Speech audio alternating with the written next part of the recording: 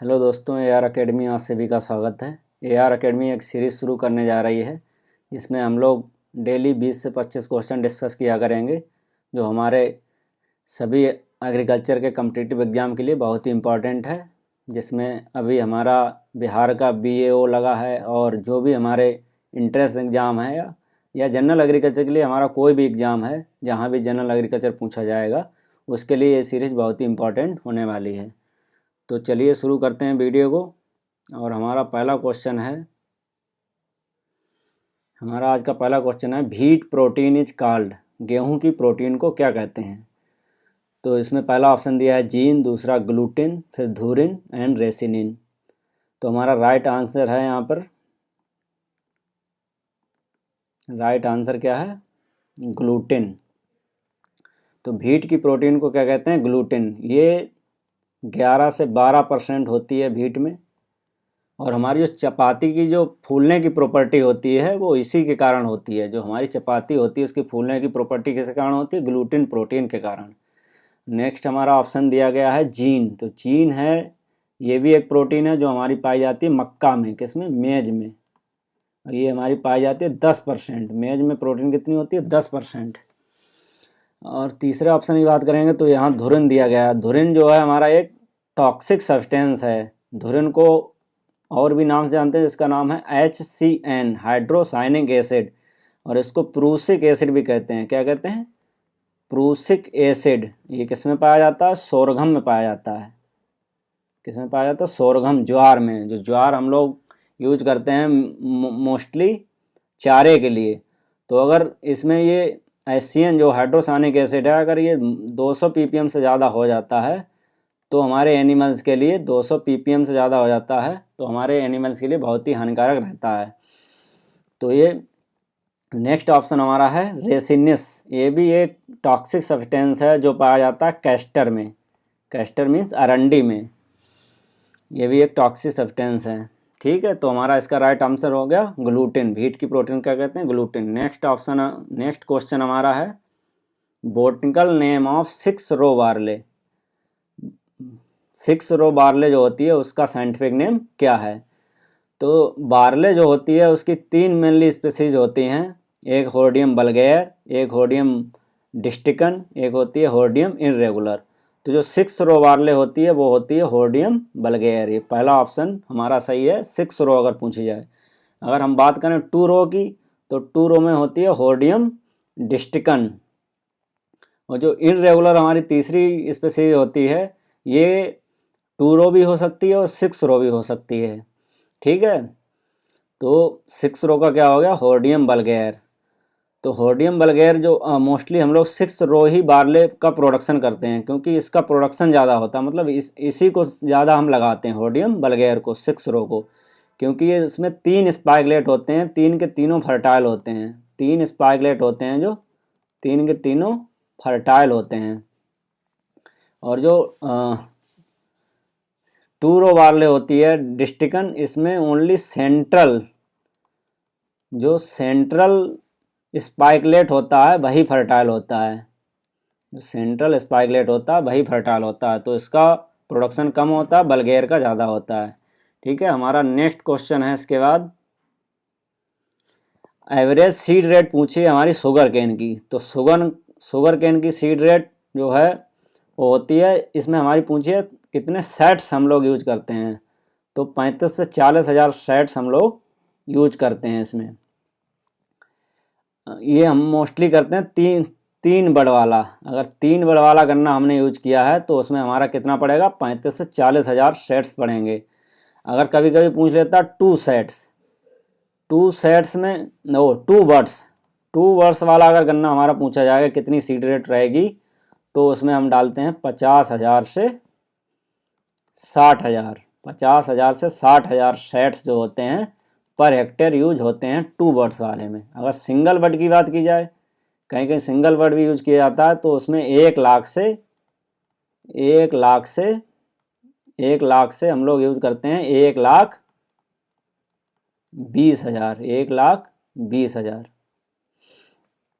तो अगर हमारा 3 सेट्स वाला पूछा जाए या नॉर्मली पूछा जाए तो 35 से 40 हज़ार हो गया।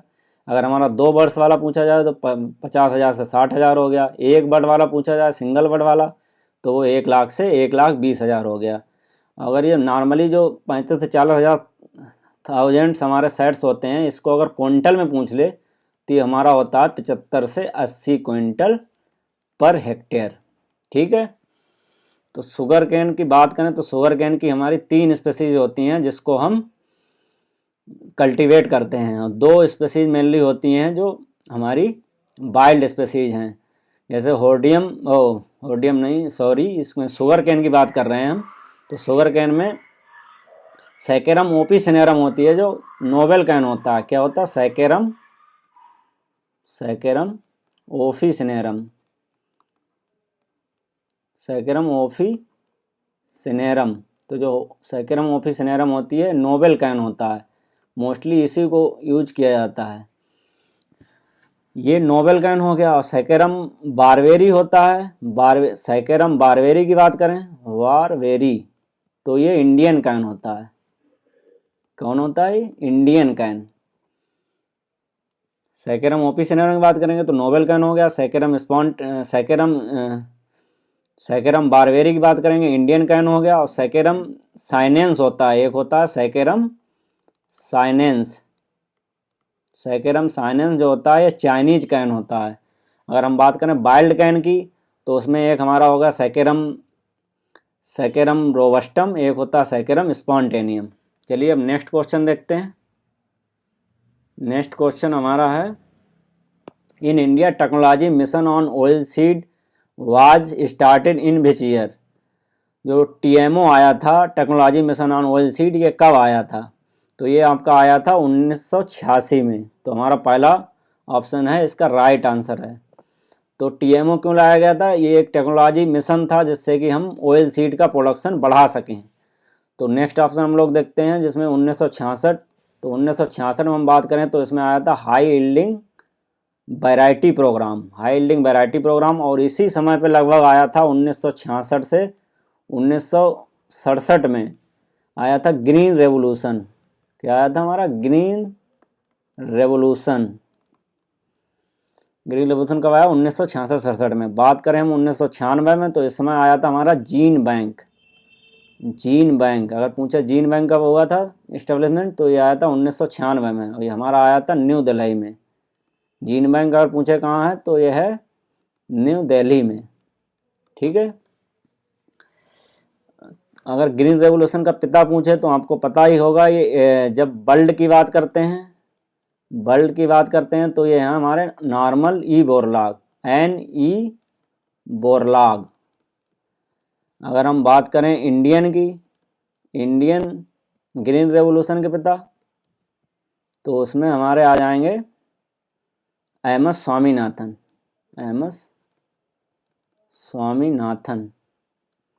अगर वर्ल्ड की पूछे ग्रीन रेवोल्यूशन के फादर कौन है? NE बोरलॉग हो गया। इंडियन का पूछे MS स्वामीनाथन हो गया। चलिए नेक्स्ट क्वेश्चन देखते हैं। नेक्स्ट क्वेश्चन हमारा है, WHO या FAO recommended minimum intake of pulses in daily diet. तो जो WHO होता है world health organisation and food agriculture organisation, ये बताता है कि मिनिमम हमको कितनी पल्सेस लेनी चाहिए, जो दालें होती हैं हमारी वो कितनी लेनी चाहिए। तो इसका राइट आंसर है 40 ग्राम पर डे। लेकिन अगर बात करें इंडिया में एक संस्था है ICMR, इसको कहते हैं Indian council of medical research. इसका मुख्यालय कहाँ है? ये हमारा है भी न्यू दिल्ली में है।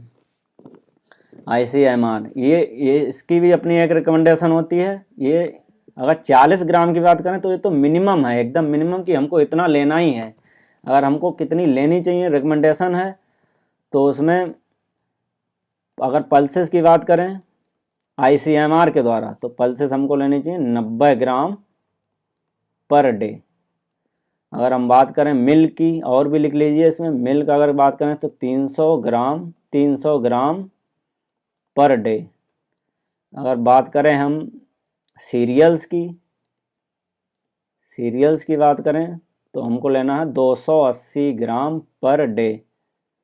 अगर हम यहाँ पे एग की बात करें, अंडे हमको कितना लेना चाहिए, तो अंडे हम लोग पर ईयर की बात करते हैं यहाँ पर, 180 एग पर ईयर या पर एनम। तो अंडे हमको लेना पर, अंडे हमको कितना लेना चाहिए, 180 पर ईयर।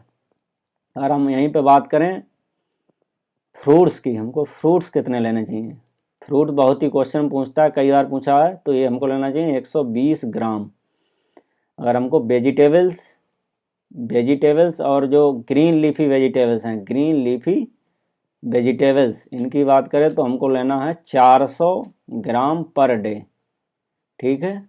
अगर बात करें नट्स और सीड्स की, जो नट्स और सीड्स हमको लेना चाहिए, वो लेना चाहिए हमको 35 ग्राम पर डे। ठीक है। तो हमारा ये रिकमेंडेशन किसकी हो गई, ICMR की। अगर मिनिमम बात करें WHO और FAO की, तो वो आपकी मिनिमम इंटेक कितना चाहिए, 40 ग्राम। और WHO वर्ल्ड हेल्थ ऑर्गेनाइजेशन होता है, इसका मुख्यालय कहाँ, जिनेवा स्विट्जरलैंड में है। और अगर हम बात करें FAO की, फूड एग्रीकल्चर ऑर्गेनाइजेशन, इसका मुख्यालय हमारा रोम इटली, कहाँ है, रोम इटली। अगर हम बात करें WHO तो कहाँ है, जिनेवा में है, जिनेवा में। अगर इस्टेब्लिशमेंट की बात करें तो WHO आपका इस्टेब्लिश हुआ था 7 अप्रैल 1948 को, इसीलिए हम लोग 7 अप्रैल को वर्ल्ड हेल्थ डे मनाते हैं। अगर हम बात करें FAO की, फूड एग्रीकल्चर ऑर्गेनाइजेशन, तो ये हमारा इस्टेब्लिश हुआ था 16 अक्टूबर 1945 को, इसीलिए हम लोग 16 अक्टूबर क्या मनाते हैं, वर्ल्ड फूड डे। ठीक है। तो हम लोग नेक्स्ट क्वेश्चन देखते हैं, जिसमें पूछा है recovery of sugar can in India. जो इंडिया में शुगर कैन होता है, उसमें शुगर कितना रिकवर होता है, कितना %, तो हमारा सही ऑप्शन है 8 से 10%। शुगर की रिकवरी कितनी होती है, 8 से 10%। यहीं हम लोग शुगर बीट की बात करें, चुकंदर की, तो शुगर बीट में रिकवरी होती है आपकी 10 से 12%। कितनी होती है, 10 से 12%। तो नेक्स्ट क्वेश्चन हमारा, optimum plant population per hectare for linseed. जो लिनसीड होती है उसमें प्लांट पॉपुलेशन की बात की गई है, तो इसमें हमारा राइट आंसर होगा 3,33,000। इसकी प्लांट पॉपुलेशन कितनी होती है, 3,33,000। अगर हम इस ऑप्शन की बात करें 65 से 66,000 लगभग किसमें होती है, 65 से 66,000 प्लांट पॉपुलेशन होती है हमारी मेज की। मक्का में कितनी होती है, 65 से 66,000। ठीक है। नेक्स्ट क्वेश्चन की बात करें, हाँ इसमें एक चीज़ और लिख लीजिए आप, जो लिन सीड है इसको डुअल पर्पज़ में यूज करते हैं, इसको एज आ फाइबर भी यूज करते हैं और ऑयल भी यूज करते हैं इसका। तो अगर पूछा जाए कौन सी क्रॉप है जो फाइबर और ऑयल सीड दोनों के लिए यूज करते हैं, तो उसका राइट आंसर है आपका लिन सीड। ठीक है। और लिन सीड में ही आपका पाया जाता है लिनोलेनिक एसिड। ये कितना पाया जाता है, पूछा जाता है, लिनोलेनिक एसिड पाया जाता है मोर देन 66%। ठीक है। इसके बाद नेक्स्ट क्वेश्चन देखते हैं। नेक्स्ट क्वेश्चन हमारा, sunflower oil known to reduce blood cholesterol due to the presence of higher content of. जो हमारा सनफ्लावर है, जिसको हम कुसुम कहते हैं, उसमें किसका हाइयर कंटेंट होता है जो हमारा रिड्यूस करता है ब्लड कोलेस्ट्रॉल को, तो उसका राइट आंसर आपका है लिनोलिक एसिड। जो आपका अभी हमने बताया था लिनसीड में वो होता है आपका लिनोलेनिक एसिड, ये होता है लिनोनिक एसिड। इसको हम लोग PUFA भी कहते हैं, पॉली अनसैचुरेटेड फैटी एसिड, पूफा। ये हमारा पाया जाता है इसमें 78.5%। ठीक है। ये तो सनफ्लावर में हो गया। अगर हम बात करें सनफ्लावर में हो गया, अगर हम बात करें सनफ्लावर की, ये सनफ्लावर में कितना पाया जाता है, तो आपका ये सनफ्लावर में होता है 68%। ठीक है। चलिए देखते हैं नेक्स्ट क्वेश्चन। नेक्स्ट क्वेश्चन हमारा है द मोस्ट इम्पॉर्टेंट अल्कलॉइड, यहाँ लिख लीजिए आप, अल्कलॉइड। मोस्ट इम्पॉर्टेंट अल्कलॉइड होता है ओपियम में, पॉपी में क्या होता है, तो पॉपी की बात करें तो पॉपी का साइंटिफिक नेम होता है आपका पपेवर सोमनीफेरम। क्या होता है, पपेवर सोमनीफेरम। इसकी फैमिली की बात करें तो होता है पैपावरेसी, पैपावरेसी। बरेसी, ठीक है। ओपियम जो अफीम होता है वही होता है आपका ओपियम। इसका साइंटिफिक नाम है पपेवर सोमनीफेरम, फैमिली है आपकी पपेवरेसी। तो इसमें जो अल्कलॉइड होता है वो होता है मॉर्फिन। और भी ऑप्शन की बात करें तो निकोटीन आपका किसमें पाया जाता है, आप जानते ही हैं, ये पाया जाता है आपका टोबैको में, ठीक है। अब बात करें आपकी निमिडीन की तो ये आपका पाया जाता है नीम के ऑयल में, किसमें, नीम ऑयल में। चलिए नेक्स्ट क्वेश्चन देखते हैं। नेक्स्ट क्वेश्चन आपका है साल्ट। नेक्स्ट क्वेश्चन आपका salt resistant variety of barley. Barley की साल्ट रेजिस्टेंट वैरायटी इसमें पूछ रहा है। तो सही ऑप्शन आपका BL2। जो BL2 आपकी है ये आपकी एक साल्ट रेजिस्टेंट वैरायटी है। एक वैरायटी ये आपकी राजकिरण है, बहुत इंपॉर्टेंट है बार्ले में। ये आपकी मोलिया, जो मोलिया नेमेटोड होता है, मोलिया नेमेटोड, इससे रेजिस्टेंट होती है। मोलिया रेजिस्टेंट, मोलिया नेमेटोड रेजिस्टेंट होती है, ठीक है। और इसका अगर दूसरा नाम एक होता है जिसको कहते हैं हम लोग RD 387। इसको RD 387 कहते हैं, किसको, राजकिरण को। राजकिरण क्या होती है आपकी, मोलिया नेमेटोड रेजिस्टेंट वैरायटी है, ठीक। साल्ट रेजिस्टेंट वैरायटी की बात करेंगे तो BL2 हो गया, और हम लोग अगर मोलिया नेमेटोड रेजिस्टेंट वैरायटी की बात करेंगे तो राजकिरण हो गया, ठीक है। चलिए नेक्स्ट क्वेश्चन देखते हैं। नेक्स्ट क्वेश्चन आपका है क्वेश्चन नंबर 11। इक्री सेट इज सिचुएटेड एट। जो इक्री सेट है वो कहाँ पर स्थित है, तो इक्री सेट की फुल फॉर्म है आपकी international crop research institute for semi arid tropics. अगर इसकी इस्टेब्लिशमेंट की बात की जाए तो आपका इस्टेब्लिश हुआ था 1972 में, और ये आपका कहाँ है, हैदराबाद है। International crop research institute for semi arid tropics कहाँ आपका, हैदराबाद में। अगर बात की जाए अगले और भी आप ऑप्शन के तो इसमें देहरादून में क्या है, देहरादून में आपका है FRI फॉरेस्ट रिसर्च इंस्टीट्यूट। बात की जाए जोधपुर की तो यहाँ पर है काजरी, शॉर्ट में हम लोग कह देते हैं काजरी, central arid zone research institute, ठीक है। देखते हैं अपना नेक्स्ट क्वेश्चन। तो हमारा आज का नेक्स्ट क्वेश्चन है इन वेस्टर्न राजस्थान खादिन इज आ। जो वेस्टर्न राजस्थान है, राजस्थान की बात की जाए तो खादिन एक क्या है, एक ग्रास स्पीसीज है, यहाँ आपका क्रॉपिंग सिस्टम है, यहाँ आपका वाटर हार्वेस्टिंग मेथड, एक वाटर हार्वेस्टिंग मेथड। तो ये क्या है, वाटर हार्वेस्टिंग स्ट्रक्चर। अच्छा ये चीज़ यहाँ आ गई, वाटर हार्वेस्टिंग स्ट्रक्चर। तो हमारा राइट आंसर है वाटर हार्वेस्टिंग स्ट्रक्चर। खादिन क्या आपका, वाटर हार्वेस्टिंग स्ट्रक्चर। अगर हम बात करें इसी में एक बहुत ही इम्पोर्टेंट क्वेश्चन पूछा जाता है कि हरियाली परियोजना किससे रिलेटेड है। हरियाली प्रोजेक्ट किससे रिलेटेड है, तो वो भी आपका किससे है, वाटर हार्वेस्टिंग से। इसको ध्यान रखिए, हरियाली प्रोजेक्ट किससे रिलेटेड है, वाटर हार्वेस्टिंग से। इसमें ग्रास स्पीसीज ऑप्शन दिया गया। ग्रास स्पीसीज का मतलब होता है जो भी हमारी ग्रेमनी फैमिली है उसी को हम लोग क्या कहते हैं, ग्रेमनी को ही हम लोग क्या कहते हैं, ग्रास स्पीसीज कहते हैं। कभी कभी पूछ लेता है कि ग्रेमनी फैमिली को और क्या कहते हैं, ग्रास स्पीसीज। नेक्स्ट क्वेश्चन हमारा है 13 नंबर। इसमें पूछा गया iso height is a line of connecting point equal value of. ये आइसो हाइट है आपका, आइसोथर्म है, आइसोबार है, ये एक तरह के फेनामिनन होते हैं। तो आपका पूछा आइसो हाइट क्या है। आइसो हाइट आपका रिलेटेड है रेनफॉल से। अगर इसी में पूछे आइसोथर्म तो वो है टेम्परेचर से, आइसोथर्म। अगर हम बात करेंगे आइसोबार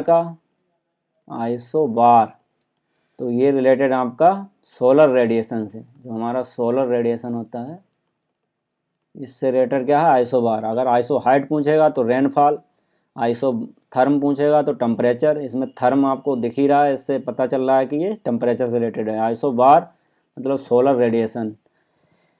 अगर इसमें स्पेसिफाई किया जाए तो जो आइसो हाइट है ये तो आपका होता है अमाउंट ऑफ रेनफॉल। क्या, amount of rainfall.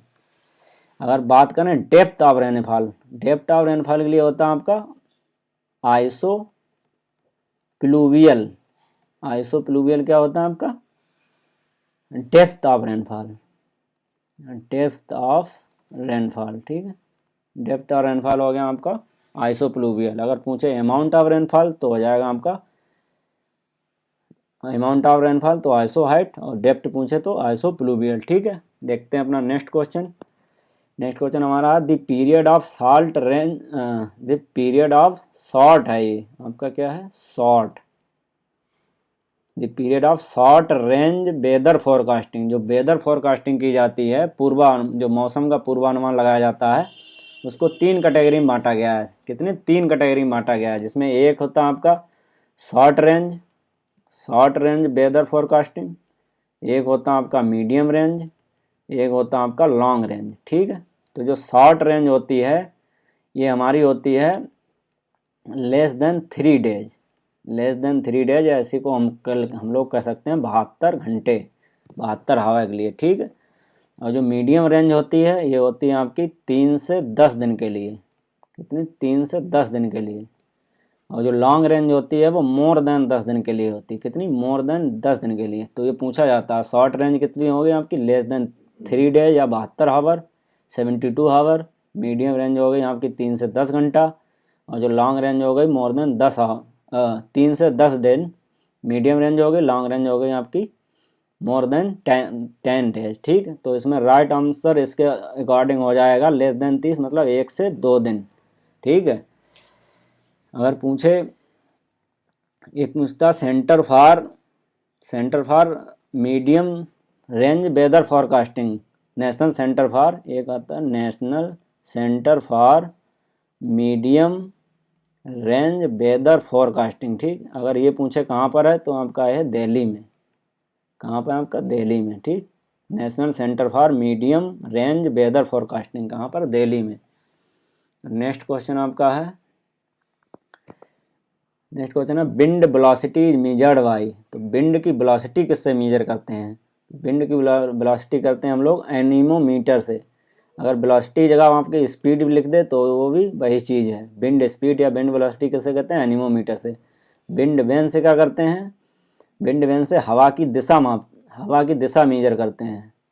Wind vane से, यहाँ लिख लिया विंड डायरेक्शन, तो विंड डायरेक्शन हो गया आपका विंड वेन से, और विंड वेलोसिटी आपका हो गया एनीमोमीटर से। बात करें हम पायरहेलियोमीटर, तो इससे मापते हैं हम लोग,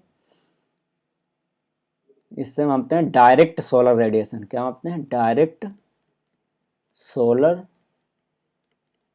रेडिएशन। अगर हम बात करें पायरेनोमीटर, इनमें बहुत कंफ्यूज होता है, पायरहेलियोमीटर से डायरेक्ट सोलर रेडिएशन, और पायरेनोमीटर से होता है आपका टोटल सोलर रेडिएशन, ठीक है। अगर बात करें पायरहेलियोमीटर तो डायरेक्ट सोलर रेडिएशन, पायरेनोमीटर तो आपका हो गया total solar radiation, total incoming solar radiation, total incoming जितनी भी सोलर रेडिएशन आ रही है वो हमारे हम पायरेनोमीटर से, पायरेनोमीटर से। और जो डायरेक्ट सोलर रेडिएशन वो पायरहेलियोमीटर, ठीक। एनीमोमीटर आपका हो गया विंड वेलोसिटी या विंड स्पीड, और विंड वेन क्या हो गया आपका विंड डायरेक्शन। अगर बात करें टेंसियोमीटर तो आपका होता है मॉइस्चर टेंशन, ठीक है, मॉइस्चर टेंशन। तो आपको पता होगा टेंसियोमीटर, बहुत क्वेश्चन पूछा जाता है, टेंसियोमीटर क्या है, मॉइस्चर टेंशन। चलिए नेक्स्ट क्वेश्चन देखते हैं। नेक्स्ट क्वेश्चन आपका है the monsoon which cover major part of India is called. जो मानसून आता है वो कौन सा मानसून है जो मेजर पूरे पार्ट को इंडिया में कवर करता है। तो ये आपका सही आंसर है इसमें साउथ वेस्ट मानसून। जो साउथ वेस्ट मानसून होता है, दक्षिण पश्चिम मानसून होता है, ये मोर देन 75% बारिश, मोर देन 70 से 75%, मोर देन 70% बारिश देश अपनी कंट्री में देकर जाता है। तो इसकी बात करें ये आता कब है, ये पहले केरल के कोस्ट में आता है, केरल के कोस्ट में पहुंचता है 1 जून को, ठीक है, 1 जून को केरल के कोस्ट में पहुंचता है, और ये पूरे इंडिया को कवर कर लेता है 15 जुलाई तक, लगभग मिड जुलाई, मतलब 15 जुलाई तक पूरे इंडिया को कवर कर देता है, और ये मोर देन 70% बारिश देकर जाता है, ठीक है। इसके बाद ये विड्रॉ हो जाता है आपका 15 अक्टूबर के बाद, ये विड्रॉ होना शुरू हो जाता है 15 अक्टूबर में, ये विड्रॉ कर लेता है। ये जो मानसून होता है साउथ वेस्ट मानसून, ये तमिलनाडु को बारिश नहीं देकर जाता है, तमिलनाडु को बारिश नहीं देता है, तो इसमें पूछा जाता है तमिलनाडु में बारिश किस मानसून से होती है, तो उसका राइट आंसर होगा आपका नॉर्थ ईस्ट मानसून। तो तमिलनाडु में बारिश होती है नॉर्थ ईस्ट मानसून, तमिलनाडु में ज़्यादा होती है और कुछ इसमें आंध्र प्रदेश में भी होती है। ठीक, इसके बाद हम लोग देखें तीसरा ऑप्शन है वेस्टर्न डिस्टर्बेंस। जो वेस्टर्न डिस्टर्बेंस है ये हमारा दिसंबर से लेके मार्च तक बारिश देके जाता है, दिसंबर से लेके मार्च तक। जो विंड होती है उसमें जो सर्कुलेशन होता है, विंड का सर्कुलेशन लो प्रेशर के कारण समुद्र में होता है, जिससे वेस्टर्न डिस्टर्बेंस आता है। ये दिसंबर से मार्च तक बारिश देके जाता है और ये रबी क्रॉप के लिए बहुत यूजफुल होता है। किसके? रबी क्रॉप के लिए। इसको गोल्डन ड्रॉप भी कहते हैं। क्या कहते हैं? Golden drop. अगर एक राजस्थान में इसके लिए टर्म यूज किया जाता है, जो राजस्थान में लोकली लोग यूज करते हैं लोकल में, इसको कहते हैं मावठ। कहते हैं मावठ की बारिश है। क्या कहते हैं? मावठ। ठीक है, तो साउथ वेस्ट मानसून क्या है? मोर देन 70% बारिश देता है। और जो नॉर्थ ईस्ट मानसून है तमिलनाडु को बारिश देता है और कुछ आंध्र प्रदेश। तमिलनाडु मोस्टली बारिश किससे होती है? नॉर्थ ईस्ट मानसून से। ठीक, और वेस्टर्न डिस्टर्बेंस होता है दिसंबर से मार्च तक बारिश देता है। ये रबी क्रॉप के लिए यूजफुल होता है। और ये गोल्डन ड्रॉप इसको कहते हैं, राजस्थान में इसको मावठ कहते हैं। ठीक है, नेक्स्ट क्वेश्चन हमारा है चीफ प्रोटीन ऑफ मेज। मेज की चीफ प्रोटीन क्या है? तो मेज में कौन सी प्रोटीन पाई जाती है? जीन। ठीक है, मेज में कौन सी प्रोटीन पाई जाती है? मेज में प्रोटीन पाई जाती है आपकी जीन। ठीक है, बात करें और ये हमारी केसिन है, ये हमारी पाई जाती है मिल्क में। अगर पूछे मिल्क का सफ़ेद कलर वाइट कलर किसके कारण होता है? केसिन के कारण होता है। दूसरा आपका लैक्टो एल्बुमिन। तो लैक्टो एल्बुमिन पाई जाती है आपकी भे प्रोटीन। भे प्रोटीन ही होती है। भे जो होता है आपका मिल्क का ही प्रोडक्ट होता है। केसिन मिल्क में होती है और लैक्टो एल्बुमिन आपकी भे प्रोटीन होती है। बात करें ओराजिन की, तो ये आपकी पाई जाती है राइस में। ठीक है, जीन आपकी मेज में हो गई, लैक्टो एल्बुमिन आपकी भे प्रोटीन हो गई, केसिन आपकी मिल्क प्रोटीन हो गई। मिल्क का जो वाइट कलर होता है वो केसिन के कारण होता है। मिल्क का अगर पीला कलर पूछे, येलो कलर, तो आपका कैरोटीन के कारण होता है। कैरोटीन के कारण होता है। ओराइजिन किस में होती है? राइस में होती है। ठीक है, इसके बाद नेक्स्ट क्वेश्चन हमारा beta carotene is found in. जो बीटा कैरोटीन होती है वो किस में होती है? ग्रीन लीफी वेजिटेबल्स में। ठीक है, किस में होती है? ग्रीन लीफी वेजिटेबल्स में। अगर हम बात करें एग की, तो एग में कौन सी प्रोटीन पाई जाती है? एल्बुमिन। एल्बुमिन। एग का जो बाहरी प्रोडक्ट, बाहरी जो आपकी लेयर देखी होती है अपने हार्ड वाली, वो होती है आपकी कैल्शियम कार्बोनेट की। वो होती है आपकी कैल्शियम कार्बोनेट की। ठीक, कैल्शियम कार्बोनेट की होती है बाहर वाली प्रोडक्ट, बाहर वाली लेयर जो आपने हार्ड वाली देखी होगी। उसके बाद आपने देखा होगा वाइट कलर का होता है, वही एल्बुमिन होता है। ये एल्बुमिन वही होता है। ये लगभग आपका 58% भाग बनाता है। ये इस बार AFO में क्वेश्चन पूछा गया आपका कि जो एल्बुमिन होता है वो कितना परसेंट भाग बनाता है, तो आपका 58 से लगभग 60% बनाता है। ठीक, इसके बाद एक पीला होता है अंदर, पीले कलर का, उसको कहते हैं हम लोग यॉक। ये बाहर वाला कैल्शियम कार्बोनेट हो गया। ये बीच उसके बाद आपका वाइट वाला होता है जो ये एल्बुमिन हो गया, और लास्ट पीला निकलता है जो आपका वो होता है यॉक। ठीक है, चलिए नेक्स्ट क्वेश्चन देखते हैं। नेक्स्ट क्वेश्चन आपका है chemical is used for imparting drought hardness. कौन सा केमिकल ड्रोथ को इम्पार्ट करने के लिए, ड्रोथ की हार्डनेस है इसको इम्पार्ट करने के लिए यूज किया जाता है? तो वो यूज किया जाता है आपका कैल्शियम क्लोराइड। ठीक है, जो भी हमारे ड्राईलैंड एरिया है वहाँ ड्रोथ से हार्डनेस हो जाती है, तो उसको इम्पार्ट करने के लिए हम लोग क्या यूज करते हैं? Calcium chloride. ठीक, नेक्स्ट हम 2,4-D देखते हैं। 2,4-D एक हर्बिसाइड है। क्या है? हर्बिसाइड। अगर इसको मोर देन 20 ppm यूज करते हैं तो क्या है? आपका हर्बिसाइड है। अगर लेस देन 20 ppm, बहुत कम मात्रा में यूज करेंगे, तो इसको हम लोग हार्मोन भी बोलते हैं। तो अगर पूछा जाए एकमात्र ऐसा हर्बिसाइड कौन सा है जो एज आ हार्मोन भी यूज किया जाता है, तो आपका है 2,4-D। अगर 20 ppm से कम यूज करोगे तो एज आ हार्मोन यूज करेंगे, उससे ज़्यादा मात्रा में यूज करेंगे 20 ppm से, तो उसको हर्बिसाइड कहेंगे। एक हमारा है क्लोरमीक्वेट, इसको कहते हैं CCC, जिसको साइकोसेल कहते हैं। क्या कहते हैं? साइकोसेल। ठीक है, साइकोसेल हो गया, साइकोसेल हो गया। उसके बाद हम अगला क्वेश्चन देखते हैं जिसमें पूछा है pre emergence herbicide use for weed control in maize. Maize में कौन सा herbicide as a pre emergence use किया जाता है? तो मेज में मोस्टली एक एट्राजीन यूज किया जाता है, एट्राजीन, दूसरा आपका सीमाजीन, ठीक, सीमाजीन। तो जो प्री इमरजेंसी यूज किया जाता है वो किया जाता है आपका एट्राजीन।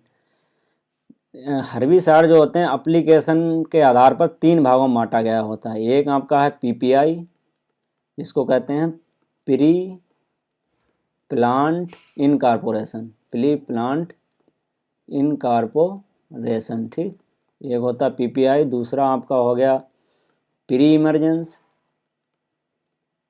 Pre emergence.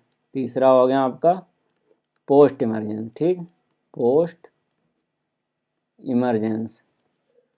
तो जो पीपीआई होता है ये हम लोग आपके नाम से समझ में आ रहा होगा, प्री प्लांट इनकॉर्पोरेशन, मतलब प्लांट को इनकॉर्पोरेशन से पहले ही इसका एप्लीकेशन करते हैं। तो हम लोग या तो एक दिन पहले इसको डाल देते हैं, 1 डे बिफोर सोइंग, या सोइंग के तुरंत बाद डाल देते हैं, तुरंत बाद, या तो एक दिन पहले डाल देंगे या तुरंत बाद डाल देंगे। अगर बात करेंगे हम लोग पोस्ट इमरजेंस की, प्री इमरजेंस की, तो प्री इमरजेंस हम बुवाई के 1 से 2 दिन बाद डालते हैं, 1 से 2 दिन बाद, day after sowing, day after sowing, ठीक, डे आफ्टर सोइंग। तो प्री प्लांट इनकॉर्पोरेशन आपका एक दिन पहले डालते हैं या तुरंत पहले डालते हैं बुवाई के, ठीक है। और प्री इमरजेंस आपका 1 से 2 दिन बाद डालते हैं, मतलब क्रॉप बोने के बाद, लेकिन क्रॉप इमरजेंस से पहले डालते हैं प्री इमरजेंस। पोस्ट इमरजेंस हम लोग क्रॉप और बीड के इमरजेंस के बाद डालते हैं, क्रॉप एंड बीड इमरजेंस के बाद डालते हैं इसको। लगभग ये डालते हैं हम लोग 15 से 30 दिन बाद, ठीक, कितने, 15 से 30 दिन बाद। तो प्री प्लांट इनकॉर्पोरेशन का एग्जाम्पल है आपका फ्लोक्लोरालिन, फ्लोक्लोरालिन है pre plant incorporation. Pre emergence की बात करें तो प्री इमरजेंस में हमारा आता है, एक तो हमने अभी पढ़ा एट्राजीन हो गया, एट्राजीन, ठीक, एट्राजीन हो गया, एलाक्लोर हो गया, एलाक्लोर, आपका ब्यूटाक्लोर हो गया, एलाक्लोर, ब्यूटाक्लोर और पेंडीमेथिलीन हो गया, ठीक, पेंडीमेथिलीन। अगर बात करें पोस्ट इमरजेंस की तो पोस्ट इमरजेंस में हमारा आएगा 2,4-D आएगा, 2,4-D, और आपका आइसोप्रोटोरान आएगा, आइसोप्रोटोरान, और सल्फोसल्फ्यूरान, ठीक है। तो प्री प्लांट इनकॉर्पोरेशन में आपका आ गया फ्लोक्लोरालिन, प्री इमरजेंस में आपका हो गया एट्राजीन, एलाक्लोर, ब्यूटाक्लोर, और पोस्ट इमरजेंस हो गया 2,4-D, आइसोप्रोटोरान और सल्फोसल्फ्यूरान, ठीक है। तो हमारे आज के ये 20 क्वेश्चन हमने डिस्कस किए, जिनको हमने डिटेल एनालिसिस किया। सो थैंक्स फॉर वाचिंग, आपने बहुत ही धैर्य के साथ इस वीडियो को देखा, उसके लिए बहुत बहुत धन्यवाद। तो अगर आपको ये वीडियो अच्छा लगा हो तो लाइक करें, और अगर आपने अभी तक चैनल सब्सक्राइब नहीं किया है तो उसको सब्सक्राइब कर लें, ठीक है। धन्यवाद।